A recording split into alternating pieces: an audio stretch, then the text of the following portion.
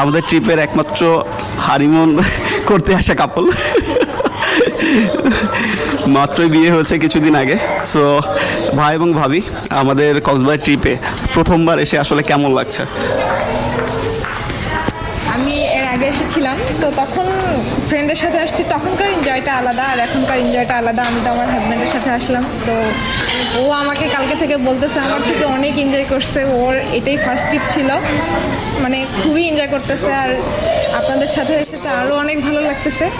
আর এখানকার পরিবেশ, মানে এই হোটেলের পরিবেশ, যে হোটেলে আসছি আমরা, খাবার দাবার সব কিছু মিলাই অনেক একটা ভালো একটা আমরা অ্যারেঞ্জ করতে পারছি আর কি।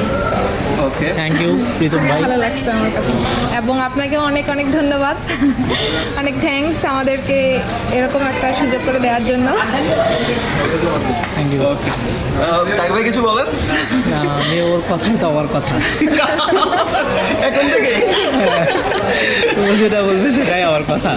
অসংখ্য ধন্যবাদ আপনাকে, এরকম একটা সুযোগ, এরকম অনেক পরিশ্রম করতেছেন আপনি একা হয়ে, অনেকগুলো মানুষের একটা আমার ট্রাভেলার্স ডেস্টিনেশন সম্পর্কে কিছু বলেন। হ্যাঁ, জি, ট্রাভেলার্স ডেস্টিনেশন সম্পর্কে কিছু বলেন। হ্যাঁ, আপনারা সবাই এটাকে ফলো করবেন, সবাই প্রীতম ভাইয়ের সাথে যোগাযোগ করবেন।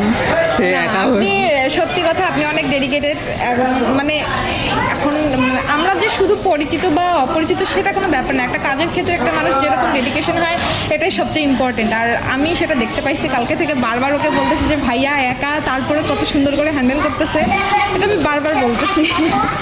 Thank you so much. আশা করি ফিউচারে আরও একসাথে অনেক ট্রিপ হবে। ইনশাল্লাহ ইনশাল্লাহ। ইনশাল্লাহ আবার দেখা হবে। অবশ্যই।